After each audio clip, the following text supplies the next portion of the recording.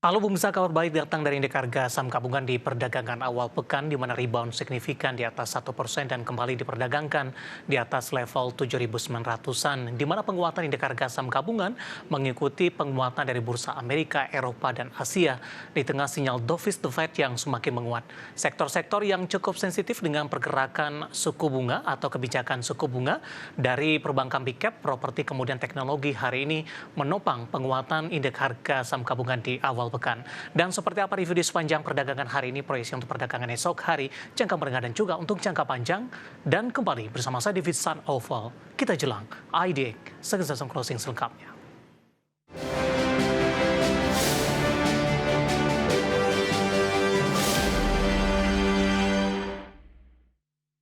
Dan mengawali perjumpaan pemirsa, saya akan coba sampaikan update pergerakan indeks harga saham gabungan di 30 menit jelang penutupan perdagangan di sesi kedua hari ini. Rebound signifikan masih terus berlanjut di mana indeks harga saham gabungan masih menguat di atas 1% dan bergerak di level 7.943.305. Secara intraday di sepanjang perdagangan hari ini, indeks harga saham gabungan dominan bergerak di zona hijau. Dibuka di sesi pertama pada pagi tadi langsung menguat dan langsung bergerak di atas level 7.900-an, tepatnya di 7.921.021. Sementara secara intraday pemirsa, indeks harga saham gabungan sempat menyentuh di 7.951.978, intraday tertinggi di sepanjang perdagangan hari ini. Sementara level terendah di 7.915.054. Saham-saham yang menjadi penopang pergerakan indeks harga saham gabungan di sepanjang perdagangan hari ini datang dari sektor yang cukup sensitif dengan pergerakan suku bunga acuan. Dari perbankan big cap ada BBRI melesat di 3,17% di 4.230, BMRI menguat di 1,23%, 4.950, kemudian juga BBCA menguat di 0,30% di 8.475, sementara perbankan big cap lainnya BBNI menguat di 1,82% di level Rp4.470 per sahamnya. Sementara saham-saham dari sektor teknologi pemirsa ada Koin melesat di 24,61% di 2380, MTech hari ini juga melonjak 17% di Rp1.370 per sahamnya. Kemudian WIRG menguat tipis di 0,90% di Rp224 per saham. WiFi juga menguat di 2,55% di Rp2.810 per sahamnya. Sementara beberapa saham dari sektor lainnya dari properti pemirsa hari ini juga ikut mengalami penguatan. Di antaranya adalah ada saham PANI, di mana untuk posisi PANI di sore hari ini penguatan terbatas di 0,47% di 16.075, sementara untuk CBDK hari ini melesat di 13,22% di 6.850, penguatannya juga sudah mulai terbatas. Sementara untuk SMRA masih dari properti hari ini juga menguat di 3,49% di Rp474 per sahamnya. Pemberat datang dari barang baku ada Aman melemah di 1,45% di Rp8.475 per saham. Grup Prayogo Pangestu ada Cuan melemah di 0,61% di 1.625. Dari energi ada Adaro juga melemah ini di 1,41% di Rp1.750 per sahamnya. Sementara untuk UNTR tertekan di 1,74% di 25.350, dan dari farmasi ada KLBF di awal pekan hari ini tertekan cukup dalam di 3,32% di Rp1.305 per sahamnya. Updatean pergerakan indeks harga saham gabungan di 30 menit jelang penutupan di sesi kedua hari ini, dan semoga bisa menjadi salah satu referensi untuk Anda. Dan selanjutnya mari kita coba simak beberapa sentimen yang berkembang di sepanjang perdagangan hari ini yang berhasil dihimpun oleh tim redaksi kami dan diproyeksikan akan mempengaruhi pergerakan indeks harga saham gabungan, baik dari domestik maupun internasional. Dan informasinya apa saja, mari kita coba simak rangkuman berikut ini. Chairman Bank Sentral Amerika Serikat The Fed, Jerome Powell, dalam pidatonya di Jackson Hole memberi isyarat jika The Fed akan segera memangkas suku bunga, namun tidak memberi petunjuk kapan kebijakan tersebut akan diambil. Dalam pidatonya, Powell menegaskan bahwa kebijakan moneter saat ini masih berada di wilayah restriktif, namun keseimbangan risiko ekonomi mulai bergeser. Hal ini membuka ruang bagi The Fed untuk menyesuaikan sikap kebijakan. Powell juga masih menekankan jika The Fed akan bertindak hati-hati dan terus mengevaluasi dampak tarif serta kebijakan lain terhadap perekonomian. Bursa Wall Street kompak menguat di Jumat waktu setempat setelah Ketua The Fed Jerome Powell memberi sinyal ada peluang pemangkasan suku bunga. Risiko terhadap pasar tenaga kerja meningkat. Dow Jones melesat 1,89% di level 45.631,74, rekor tertinggi baru sekaligus penutupan rekor pertama sejak Desember 2024. S&P 500 naik 1,52%, sekaligus memutus tren pelemahan 5 hari beruntun. Nasdaq Composite menguat 1,88% di level 21.496,54, ditopang penguatan saham Nvidia 1,7%, Meta naik 2% dan Tesla melonjak 5%. Gubernur Bank Sentral Eropa, Christine Lagarde memperingatkan agar tidak meragukan independensi para pembuat kebijakan dan lembaga bank sentral. Keterlibatan pemerintah dalam penetapan suku bunga justru beresiko membuat perekonomian menjadi tidak stabil. Lagarde menambahkan, pengalaman saat memimpin Dana Moneter Internasional memberikan gambaran jelas mengenai apa yang terjadi ketika independensi bank sentral terusik. Pernyataan Lagarde disampaikan di tengah Gubernur The Fed Jerome Powell terus mendapat tekanan dari Presiden Donald Trump agar menurunkan suku bunga. Dari dalam negeri, Bank Indonesia mencatat aliran modal asing masuk ke pasar keuangan dalam negeri sebesar 910 miliar rupiah di pekan ketiga Agustus 2025 atau periode 19 sampai 21 Agustus 2025.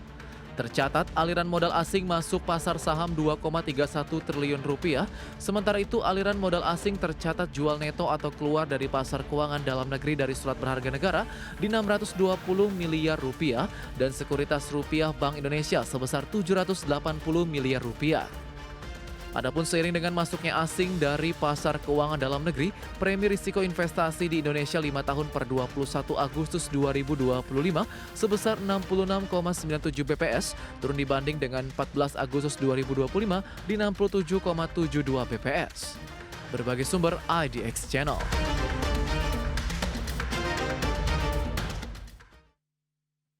Beralih ke informasi indikator perdagangan lainnya, pemirsa, di mana nilai tukar rupiah menguat signifikan di perdagangan awal pekan di tengah indeks dolar Amerika melemah ke level terendah sejak 25 Juli 2025. Dikutip dari RT hingga perdagangan Senin siang tadi, rupiah menguat di 0,56% ke level 16.244 per dolar Amerika. Di mana sebelumnya rupiah sudah dibuka menguat di 0,64% ke level 16.230 per dolar Amerika Serikat. Di mana secara intraday rupiah sempat menguat ke level 16.230 per dolar Amerika. Sementara indeks dolar Amerika terpantau menguat di 0,24% di level 97,95 di Senin pagi tadi. Namun penguatan terjadi setelah di Jumat pekan lalu, indeks dolar Amerika anjlok di 0,92% ke level 97,71, menyentuh titik terendah sejak 25 Juli.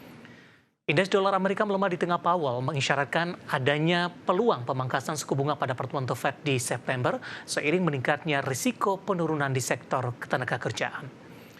Langsung saja kita akan coba update seperti apa pergerakan nilai tukar rupiah sampai dengan sore hari ini waktu Indonesia Barat. Dapat Anda saksikan grafis di layar televisi Anda, pemirsa. Pergerakan nilai tukar rupiah terhadap dolar Amerika Serikat di 16.233 rupiah, terhadap euro di 18.945 rupiah, kemudian pound sterling di level 21.956 rupiah, kemudian terhadap yen Jepang di level 110,29 rupiah.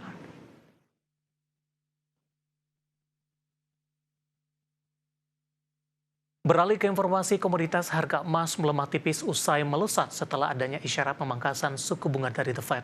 Harga batubara menguat di 0,41% di sepanjang pekan lalu, ditopang kenaikan harga gas global. Sementara harga minyak mentah menguat seiring meningkatnya serangan Ukraina ke fasilitas energi Rusia. Harga emas akhirnya melesat setelah adanya isyarat pemangkasan suku bunga dari Ketua The Fed Jerome Powell di simposium Jackson Hole. Selain itu, penguatan harga emas juga ditopang pelemahan dolar Amerika ke level terendah sebulan terakhir. Di perdagangan Senin pagi, harga emas dunia di pasar spot melemah 0,11% di posisi 3.367,94 dolar Amerika per troy ounce. Pelemahan terjadi setelah di perdagangan Jumat pekan lalu, harga emas dunia naik signifikan 0,99% di level 3.371,67 dolar Amerika per troy ounce. Harga batu bara naik di perdagangan pekan lalu. Dikutip dari Bloomberg, di perdagangan Jumat, harga batu bara di pasar ICE Newcastle untuk kontrak pengiriman September ditutup di $111,3 Amerika per ton, menguat 0,63%. Sepanjang pekan lalu, harga batu bara menguat 0,41%. Kenaikan harga gas ikut mengatrol harga batu bara di pekan lalu. Harga gas TTF Belanda melonjak 7,81%, sementara harga gas di Inggris melesat 9,16%, terdampak meredanya euforia akan potensi damai di Ukraina. Harga minyak dunia menguat di Senin waktu Asia, dipicu meningkatnya serangan Ukraina ke fasilitas energi Rusia dan memunculkan kekhawatiran terhadap pasokan minyak. Selain itu, ekspektasi penurunan suku bunga acuan Amerika Serikat turut mendukung prospek pertumbuhan global dan permintaan energi. Mengutip Reuters, harga minyak mentah Brent naik 6 sen atau 0,09% di $67,79 Amerika per barel, sementara minyak mentah WTI Amerika Serikat menguat 9 sen atau 0,14% di $63,75 Amerika per barel. Berbagai sumber IDX Channel.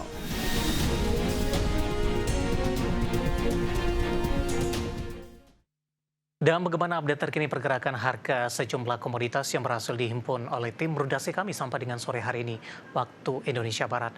Dapat Anda saksikan grafis di layar televisi Anda pemirsa, di mana minyak WTI menguat tipis di 0,03% di level $63,67 Amerika per barel. Nikel melemah di 0,02% di level $14.742 Amerika per metrik ton. Emas juga melemah di 0,16% di level $3.413 Amerika per troy ounce. Sementara CPO kontrak November 2025 melemah di 0,42% di level Rp4.510 Malaysia per tonnya.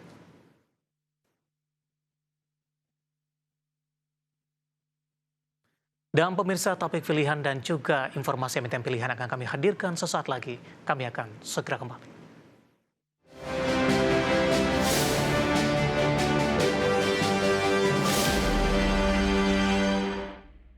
Ke topik pilihan pemirsa, di mana FTSE Russell mengumumkan kocok ulang konstituen indeks FTSE Global Equity Series dengan memasukkan saham PT Dian Swastatika Sentosa Tbk atau DSSA ke dalam kategori large cap. Tidak hanya DSSA, sejumlah saham lainnya masuk ke dalam kategori microcap. Berdasarkan data FTSE Russell yang dikutip Senin, saham PT Dian Swastatika Sentosa Tbk atau DSSA masuk ke dalam kategori Large Cap FTSE Global Equity Index Series seri Asia Pasifik X Japan X China. Hasil rebalancing tersebut berlaku mulai 19 September dan efektif di 22 September 2025. Sebagai informasi, kapitalisasi pasar saham DSSA tercatat mencapai Rp607 triliun per 22 Agustus 2025. Market cap itu disentuh setelah saham DSSA meroket 113,04% sepanjang tahun berjalan 2025. Untuk saham DSSA, FTSE Russell menyampaikan saat ini tengah meminta masukan dari para pengguna indeks mengenai risiko kendala dalam mereplikasi perlakuan indeks pada saham DSSA, mengingat potensi bobo yang signifikan atas saham tersebut. Hal itu terkait dengan adanya persyaratan kolateral sebesar 80% yang diberlakukan PT Clearing Penjaminan Efek Indonesia atau KEPEI dalam perdagangan saham DSSA. FTSE Russell akan menyampaikan pemberitahuan lanjutan mengenai konfirmasi perlakuan indeks bagi DSSA sebelum berakhirnya periode pertanyaan kajian indeks di 5 September 2025. Di kategori mid cap, saham PT Bank Danamon Indonesia Tbk atau BDMN keluar indeks FTSE Global Equity Index Series. Di sisi lain, 8 emiten asal Indonesia masuk dalam FTSE Global Equity Index Series kategori microcap, diantaranya PT Kencana Energi Lestari Tbk, PT Midi Utama Indonesia Tbk, PT MNC Capital Indonesia Tbk, PT Multi Bintang Indonesia Tbk, PT Nusantara Sejahtera Raya Tbk, PT Saririguna Primatirta Tbk atau CLEO, dan PT Ultra Jaya Milk Industry dan Trading Tbk atau ULTJ. 8 saham tersebut menggantikan saham-saham yang didepak dari indeks micro cap FTSE, diantaranya PT Bekasi Fajar Industrial ST Tbk atau BEST, PT Dana Brata Luhur Tbk atau TB, PT IMC Pelita Logistik Tbk atau PSSI, PT Murni Sadar Tbk atau MTMH, PT Research Alam Indonesia Tbk atau KKGI, PT Semen Batu Raja Tbk atau SMBR, dan PT Unit Charm Indonesia Tbk atau UCIT. Perubahan konstituen indeks tersebut masih dapat direvisi oleh FTSE hingga penutupan bursa pada 5 September 2025. Berbagai sumber IDX Channel.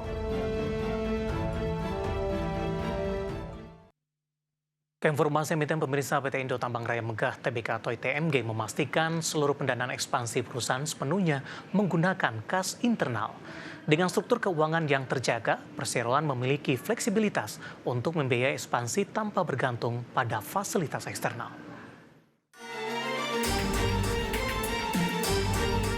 PT Indo Tambang Raya Megah Tbk atau ITMG telah merealisasikan sejumlah agenda ekspansi sepanjang semester 1 2025.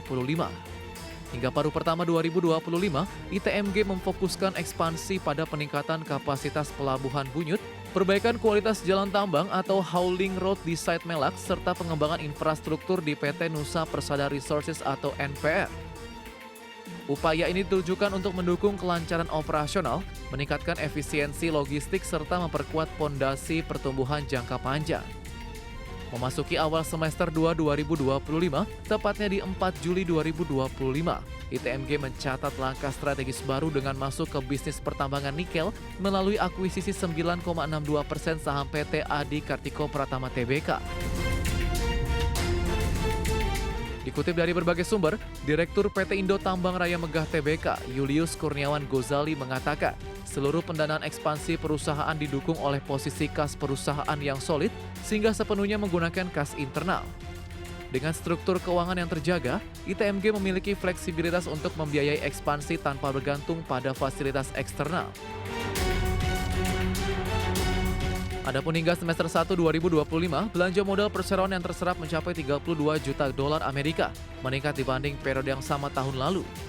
Sementara di sepanjang 2025, perseroan mengalokasikan capex sebesar 65 juta dolar Amerika yang difokuskan pada pengembangan infrastruktur penunjang operasional, efisiensi produksi, serta investasi strategis.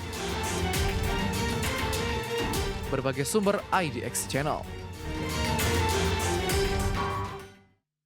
Dan pemirsa, secara teknikal saham ITMG di sepanjang perdagangan hari ini dominan bergerak di zona hijau meskipun beberapa menit jelang penutupan penguatan lebih ke arah terbatas. Langsung saja kita ke grafis yang pertama, kita akan coba lihat pergerakan intraday saham ITMG. Dibuka di sesi pertama pada pagi tadi di zona hijau di level Rp22.325 per sahamnya.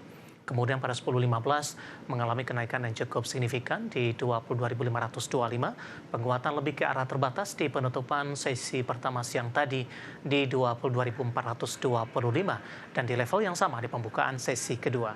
Saat ini posisi ITMG di 22.425 masih berada di level yang sama di 0,56%. Sementara secara intraday hari ini 22.525 tertinggi, sementara level terendah di 22.325 level pembukaan pada pagi tadi. Artinya di sepanjang perdagangan hari ini saham ITMG cenderung mengalami penguatan.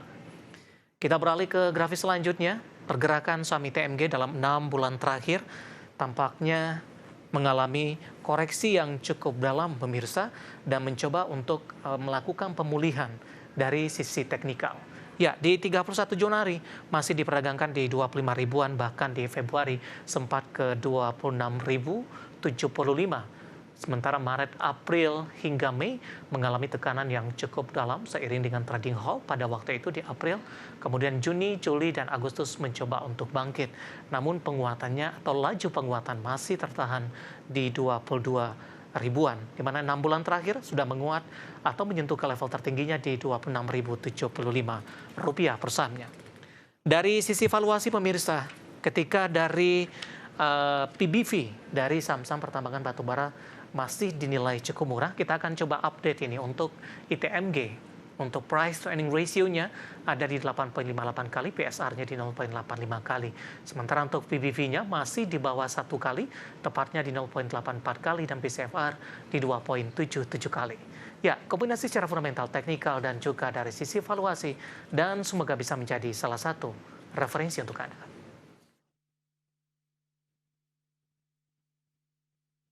Kita akan jeda kembali dan tetap di tempat Anda. Setelah ini kita akan review jalannya perdagangan di awal pekan di mana indeks harga saham gabungan rebound di atas 1%. Kami akan segera kembali sesaat lagi.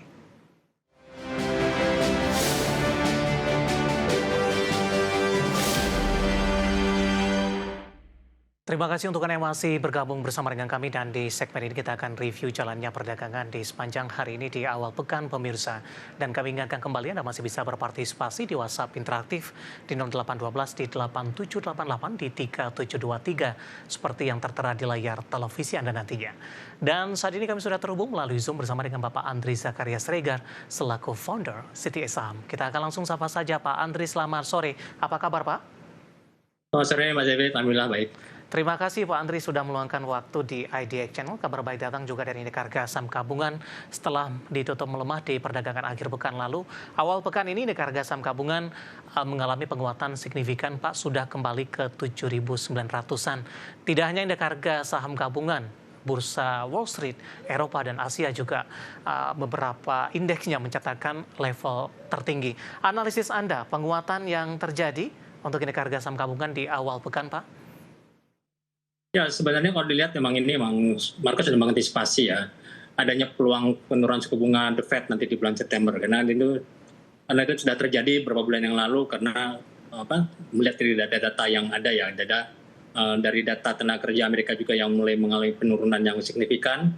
Tapi yang pasar lihat sekarang bukan cuma penurunan suku bunga tapi melihat berapa penurunan suku bunga nanti yang akan terjadi tanggal 16-17 September nanti FOMC meeting ya. Karena kan pasar sebenarnya pengen 50 basis point ya, seperti yang banyak juga disahkan dari Menteri Keuangan dan juga Presiden Trump ya. Tapi melihat data kemarin, data PPI-nya naik, retail sales-nya juga data ekspektasi dan juga GDP-nya juga Amerika kemarin defisit naik, saya pikir market hanya akan dapat 25 basis point. Jadi sekarang ini kalau dilihat ya cenderungan market sekarang buy on rumor untuk The Fed nanti cut 25 basis point nanti pas pertemuan 16-17 September itu. Dan juga kemarin juga kan kalau untuk Indonesia mungkin katalisnya dari Bank Indonesia ya, kemarin baru pangkas suku bunga yang ketiga kalinya ke 5%, jadi saya pikir juga memberikan double momentum lah. Jadi kemarin dovish comment dari The Fed Powell dan juga ditambah juga dari penurunan suku bunga Bank Indonesia, saya pikir ini memberikan katalis untuk indeks kita untuk menguat yang menuju 8.000 lagi.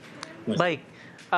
Bagaimana Anda melihat potensi indeks harga saham gabungan balik lagi ke level 8.000-an? Untuk sementara sentimen tarif cukup tenang, Pak Andri. Kemudian juga para investor masih menunggu beberapa data ekonomi Amerika Serikat lainnya. Ya, kalau dilihat sebenarnya kalau seperti saya bilang ya, jadi emang kalau melihat tren suku bunga Amerika sebenarnya nggak terlalu susah ya.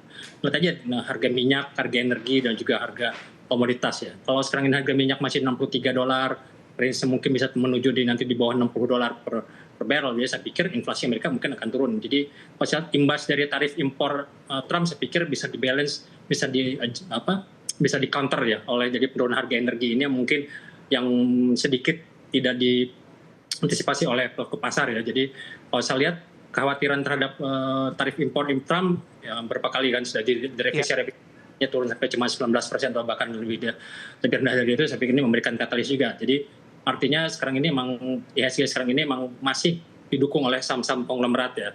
Jadi mungkin karena konglomerat kemarin beberapa grup, contohnya grup Barito, grup Lipo, sekarang ini udah mulai bangkit lagi, dan juga grup dari Sinarmas dan juga grup dari Saratoga, saya pikir juga ini masih bisa memberikan momentum ya. Cuman karena kenaikannya sudah banyak secara signifikan ya grup konglomerat ya, mau tidak mau fund-fund atau investor asing lebih memburu sekarang saham-saham blue chip ya, terutama dari saham-saham dari perbankan contohnya kayak Telkom dan juga BCA dan Mandiri.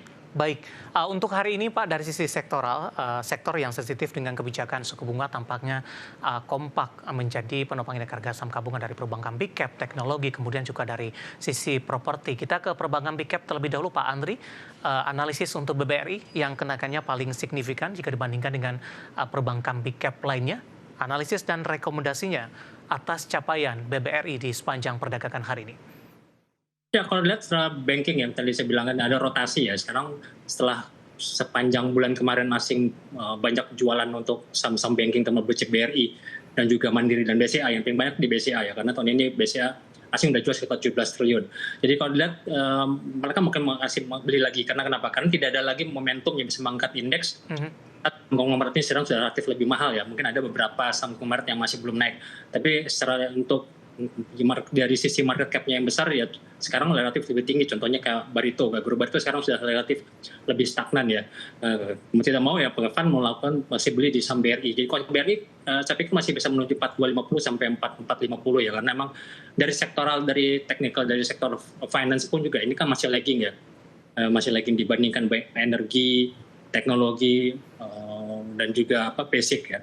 Jadi saya pikir ini makanya kita lihat sekarang ini saham-saham dari perbankan, terutama blue chip ya, dan juga dari properti ini, dan juga dari semen ya. Jadi saya pikir saham-saham yang sensitif terhadap suku bunga ini mulai diburu asing. Jadi saya pikir makanya hari ini kenaikannya cukup signifikan dari saham amal otomatis kedua ya. Ya, BBRI dengan posisi 4220 Pak hari ini rekomendasinya buy di level berapa? Dengan masih ada potensi ke ya, kalau saya besok 4250. mungkin loncat lagi. Jadi kalau beli ya mendingan di harga sekarang ini bisa cicil di antara 4.200 sampai 4.250 memang acara untuk beli ya. Karena resistnya sendiri kan di 4.250. Jadi kalau untuk break targetnya di 4.450 sampai dengan 4.600. Jadi kalau melihat dari tren globalnya ya, tren secara majornya sendiri memang BBRI memang harus menuju di atas 4.640. Ya. Area netralnya. Jadi selama masih di BRI di atas 4.450 sampai 46 ya mendingan kita untuk trading dulu. Baik. Dari perbankan kita mencoba beralih ke properti, Pak. Kebetulan juga Anda menanyakan, Bapak Rory dari Tangerang Selatan menanyakan PANI. Hari ini menguat terbatas di 0,16% di 16.025. Cukup berbeda dengan CPDK yang hari ini masih bertahan di penguatan signifikan. Analisis Anda untuk PANI, sementara Bapak Rory menanyakan target jangka pendek dalam minggu ini, resisten selanjutnya untuk PANI. Ya kalau PANI ini sebenarnya kemarin kan sudah dirilis ya, ternyata laporan keuangan lebih bagus dibandingkan kurang bagus dibandingkan CBDK ya, jadi CDBK. Jadi saya pikir ini masih satu grup lah. Jadi saya pikir dua-duanya juga akan naik. Cuman ya rotasi saya pikir ya mungkin karena harganya lebih murah, ditambah juga fund juga terlihat juga sudah lama konsolidasinya ya di CBDK. Saya pikir pasar lebih cenderung sekarang membeli untuk CBDK dibandingkan PANI yang kemarin sudah signifikan ya, dari 13.000 sekarang sudah naik hampir dalam mendekati 17.000. Jadi kalau CBDK sendiri kalau ya saya lihat resistnya masih di 7.200 sampai 7.650. Ya kalau lihat resistnya di 17.950. Saya pikir dua-duanya juga pasti akan break karena memang dari sektor propertinya pun juga sudah break ya secara teknikal jadi dari laporan keuangan dari fundamentalnya grup PANI ini sendiri juga bagus, ditambah dengan sektornya juga ada breakout. Saya pikir ini ya mulai kalau kita koleksi untuk jangka pendek. Oke, PANI buy di level berapa Pak? 16.025 penutupan hari ini. Ya saya pikir masih bisa beli di area sekarang ya. Mungkin ya mulai turun pun sampai agak terbatas ya, karena memang cycle-nya sendiri dari grup PANI juga propertinya kan bagus karena sentimen dari suku bunga turun. Ya, cuman yang kita tunggu seberapa kuat turunnya, dan kita lihat apakah suku bunga KPR juga akan turun. Kalau suku bunga akan turun, ya mungkin melajunya sektor properti akan lebih signifikan lagi dibandingkan banking itu. Karena sudah 2 kali BI menurunkan, tanda-tanda dari perbankan masih cukup lambat atau responnya sampai sejauh ini. Baik, dari properti kita bergeser ke teknologi, Pak. Hari ini juga menjadi penopang terbesar penguatan indeks harga saham gabungan. Beberapa sahamnya naik signifikan, namun tidak kompak. DCI, Goto malah tidak ikut euforia ketika dari saham-saham teknologi beberapa pekan terakhir sudah mengalami kenaikan signifikan. Sementara MTEK masih melaju. Nah, kebetulan juga ada pertanyaan masuk dari Bapak Rory dari Tangerang Selatan menanyakan MTEK, Pak. Hari ini penguatan signifikan. Analisis secara teknikal, Pak, kemudian juga dari sisi volume, mendukung tidak untuk MTEK? Ya, kalau sebenarnya MTEK maupun juga brandnya rotasi aja ya. Kemarin kan sebelumnya market sudah membuatnya pemburu saham DCI. DCI kan tahun ini sudah naik lebih dari 700%. Ya, saya pikir wajar lah, market cap-nya terbesar sekarang lebih dari 100, hampir 200, lebih dari 500 triliun. Ya, saya pikir mau tidak mau ya karena harga sahamnya sudah mahal ya, sudah jenuh juga teknikalnya. Mau ya fund pasti akan mau switching ke saham-saham teknologi yang lebih murah. Contohnya kayak sebenarnya ya seperti ini, seperti kayak Weir, cuman juga Wi-Fi, tambah juga dengan saham-saham yang lainnya. Jadi emang momentum dari luar pun sama ya, sektoran luar pun teknologi itu masih wave 3, artinya masih rally-nya akan sangat tinggi lagi nanti ke depannya. Jadi artinya market sekarang sudah melupakan tarif impor yang di Amerika yang terjadi di dunia ya. Jadi memburu saham-saham AI, ya, terutama AI chips yang sekarang lagi booming, contohnya Nvidia dan lain-lain. Jadi juga memberikan keuntungan juga untuk saham-saham di saham teknologi Indonesia ya. Jadi kenapa? Yang pertama dari sektornya pun sudah breakout, sudah new. Termasuk teknologi itu termasuk saham yang terkuat di Indonesia sekarang ya, selain dari sektor energi dan juga basic. Dan kedua juga rotasi ini menguntungkan juga saham-saham seperti ya tadi saya bilang tadi ya, memang saham-saham seperti MTEK ya. MTEK juga ini saya pikir karena selain dari ada aksi koperasi dari MT-nya sendiri juga ternyata juga bagus. Jadi kalau MTEK ini masih wave 3 semua, sama dengan anak usahanya juga SCMA ya, masih wave 3, jadi artinya MTEK masih bisa ke range 1.500 sampai 2.000 ya untuk the next move-nya. Baik, buy di level berapa Pak? 13.80 singkat saja. Ya kalau untuk jangka pendek ini agak rawan ya, mendingan kita cicil beli aja, kita beli setengah porsi dulu dengan di harga sekarang ya, setengah budget, jadi mendingan budgetnya kalau turun ke 1.100 tadi. Oke, analisis beberapa saham dan sektor yang hari ini menjadi penopang indeks harga saham gabungan yang menguat di atas 1%. Pak Andri, kita jeda terlebih dahulu, menarik. Nanti kita akan lanjutkan, nanti juga kita akan lihat saham-saham pilihan apa saja yang Anda rekomendasikan. Dan pemirsa, kami akan segera kembali sesaat lagi.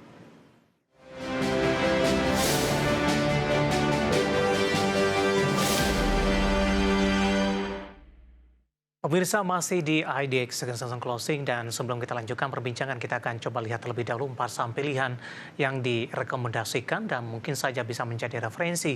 Namun lagi-lagi keputusan investasi tetap ada di tangan pemirsa IDX Channel. Dapat Anda saksikan grafis di layar televisi Anda pemirsa, 4 saham pilihan yang direkomendasikan dari barang baku produsen emas ada Antam, lebih ke arah akumulasi buy. Kemudian dari sisi supportnya di 2820, resisten hingga ke 3140.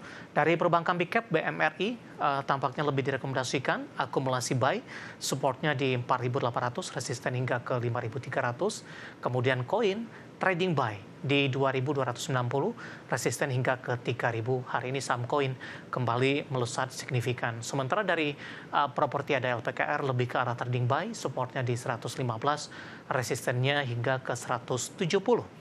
Ya, ada Antam, BMRI, Koin, dan LPKR, dan lagi-lagi keputusan investasi tetap ada di tangan pemirsa IDX Channel. Pak Andri, kita lanjutkan kembali Pak, 4 saham pilihan yang Anda rekomendasikan.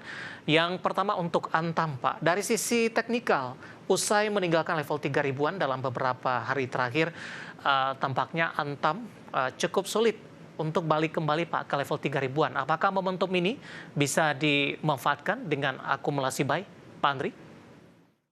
Ya, sebenarnya Antam sendiri kan kalau lihat dari komoditasnya ya, komoditas emasnya kan sebenarnya kan masih range trading ya, emas antara 3.405 dolar per troy ounce sampai dengan kemarin terendahnya 33. Jadi artinya juga masih lemah ya, jadi maksudnya belum ada initial breakout untuk saham-saham emas, terutama Antam.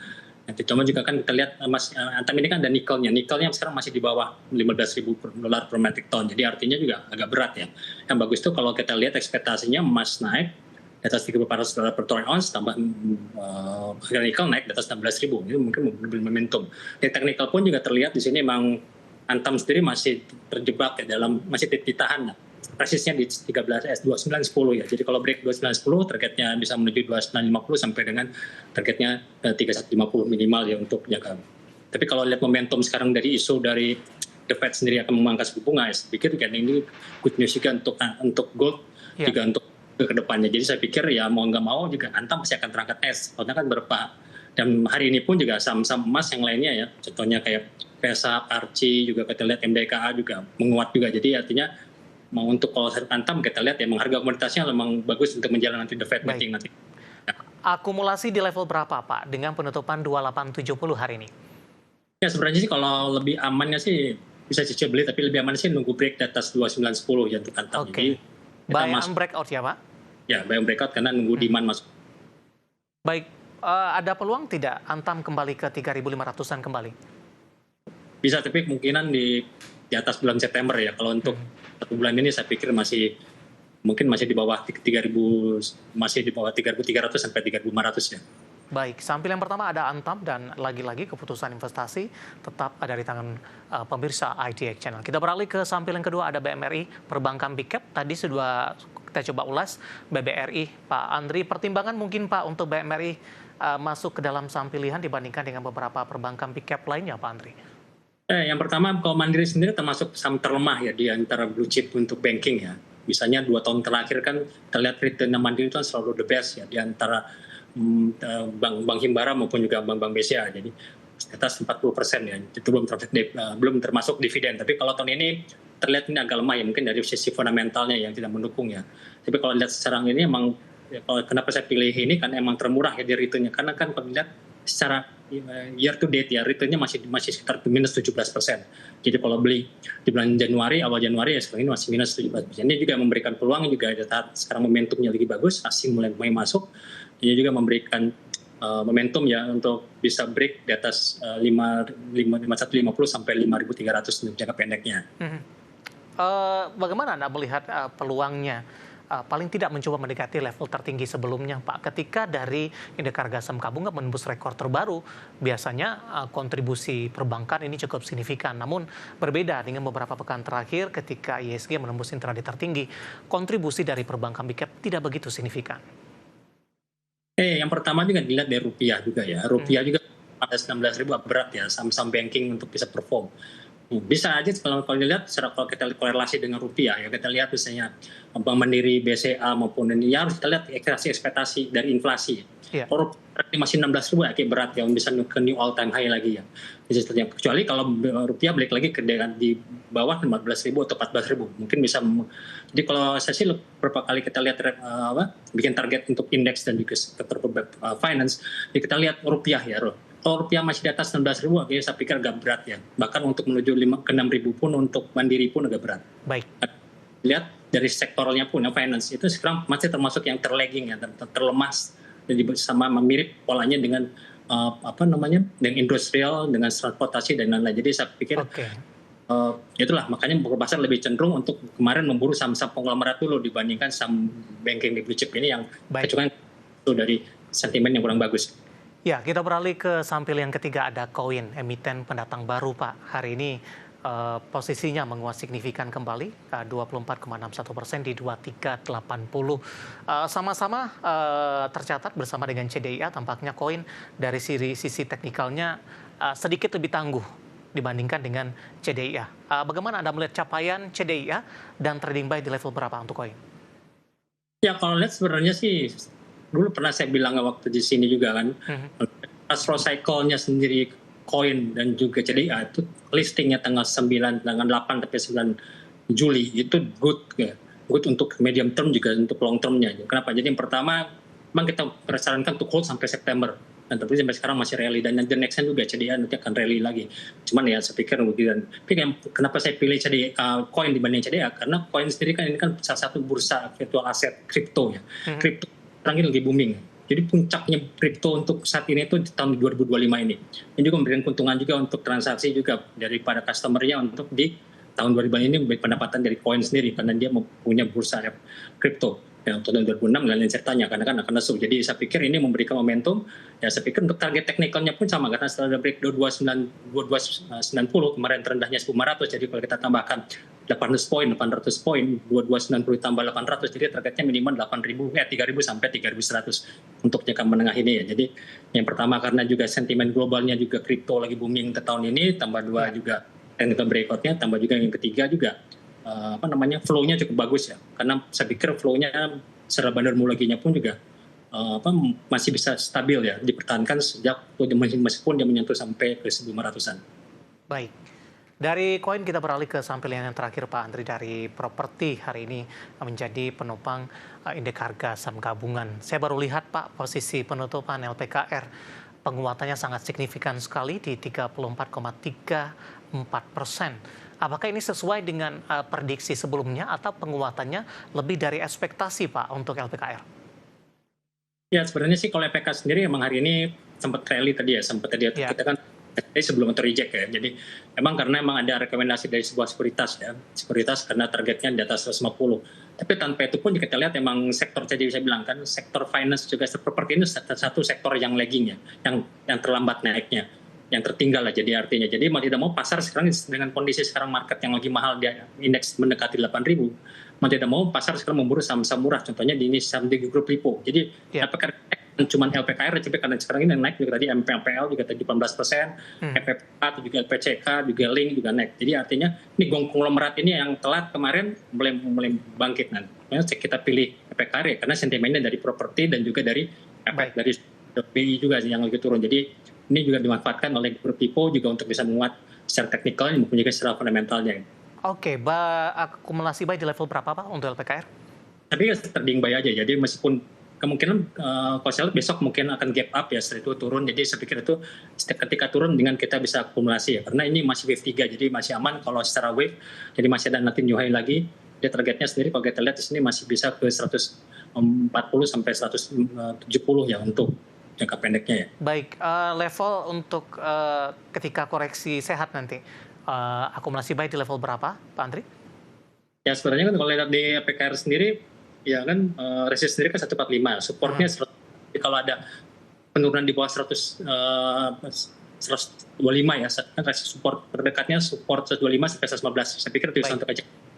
Oke, 4 saham pilihan yang direkomendasikan pemirsa ada Antam, BMRI, Koin, dan LPKR, dan lagi-lagi keputusan investasi tetap ada di tangan pemirsa IDX Channel. Pak Andri, kita hold kembali, saya akan coba sampaikan update penutupan perdagangan di sesi kedua hari ini dan juga beberapa informasi grafis yang berhasil dihimpun oleh tim redaksi kami. Dan pemirsa, di penutupan perdagangan di sesi kedua hari ini, indeks harga saham gabungan akhirnya ditutup menguat terbatas di 0,87%. Setelah secara intraday di sepanjang perdagangan hari ini IHSG menguat di atas 1%. Level penutupan di 7.926,907, di mana secara intraday hari ini indeks harga saham gabungan sempat menguat ke 7.951,978. Level terendah di 7.915,054 dan secara keseluruhan indeks harga saham gabungan ini menguat di sepanjang perdagangan hari ini. Sepekan terakhir menguat di 0,36%. Langsung saja kita ke grafis yang pertama, pemirsa. Kita akan coba lihat update penutupan beberapa indeks lainnya. Dapat Anda saksikan grafis di layar televisi Anda. MNC 36 ditutup menguat di 0,89%, Jakarta Islamic Index menguat di 0,11%, LQ45 juga menguat di 0,81%. Rotasi pergerakan sektoral di penutupan sesi kedua hari ini. Grafis selanjutnya, properti jauh memimpin penguatan, di mana melesat di 3,65%. Beberapa saham hari ini mengalami kenaikan signifikan. Infrastruktur juga menguat di 2,61%. Ada Telkom hari ini juga naik signifikan. Kesehatan melemah di 0,40%. Konsumsi primer juga tertekan di 0,23%. Grafis selanjutnya, saham-saham yang hari ini yang masuk ke dalam deretan top gainers pemirsa. Perbankan Big Cap BBRI di 4210 penutupan, Koin di 2380, MTEK di 1380, dan CBDK di 6850. Di mana keempat saham ini sudah kita bahas tadi. Dan grafis yang terakhir, saham-saham yang masih mencatatkan pelemahan yang masuk dalam deretan top booster di tengah penguatan indeks harga saham gabungan. Ada Adaro melemah ke 1740, WNTR tertekan ke 25.225, SML melemah di 470, dan Goto ditutup melemah di Rp60 per saham. Update penutupan sesi kedua hari ini dan semoga bisa menjadi salah satu referensi untuk Anda. Kita akan jeda kembali dan tetap di tempat Anda. Beberapa pertanyaan yang sudah masuk di WhatsApp interaktif kami. Masih ada beberapa, nanti kita akan coba ulas satu persatu. Kami akan segera kembali sesaat lagi.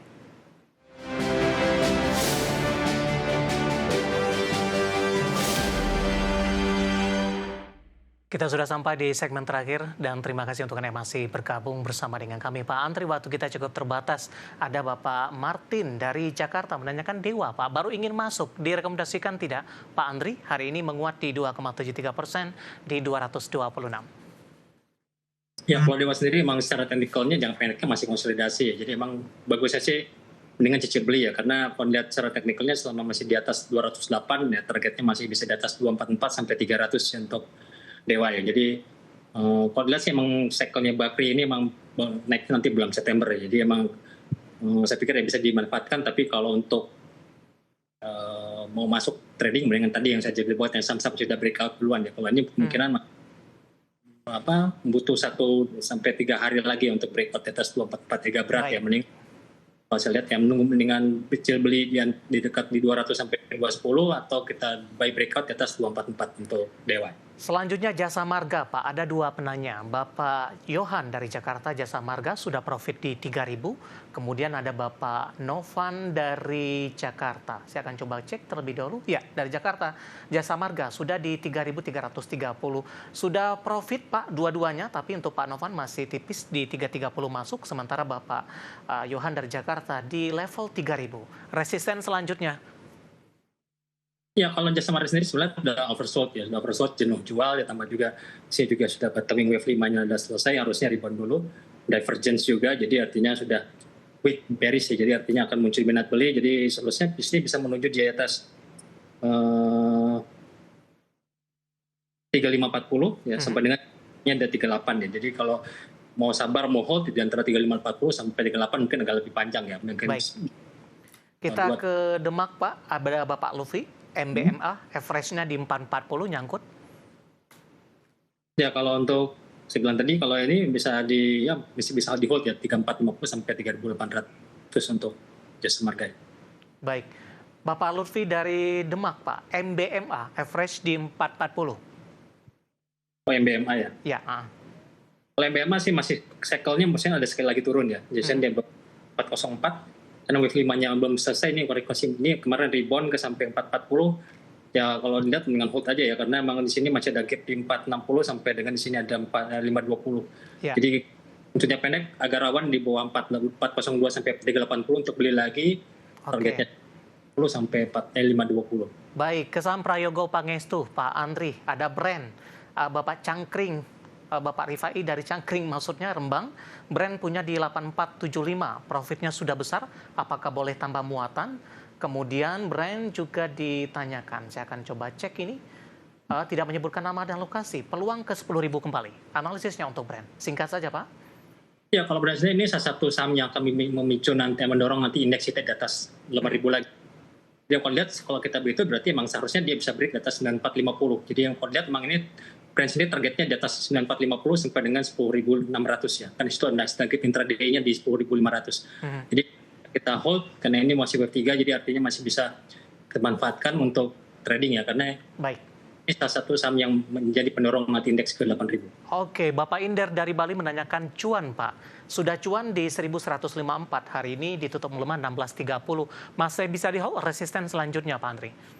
Ya, kalau cuan sih saya pikir lebih beda ya, mungkin nasibnya. Mungkin jangka pendek bisa di hold, tapi kalau untuk yang menengah, ya saya pikir masih, karena biasa dia habis stock split ya, biasanya kita tunggu dulu di atas 795 sampai dengan target berikutnya 2.300. Tapi kalau untuk cuan sih saya pikir lebih bagusan brand ya. Tapi kalau jangka pendek, cuan masih bisa dimanfaatkan untuk price-nya di 1795. Oke, kita ke Bandung, Jawa Barat, ada Ibu Lili. Terima kasih sudah berpartisipasi. SCMA, Pak, sudah ambil posisi di 300. Sekarang buy lagi di 332. Penutupan hari ini 336.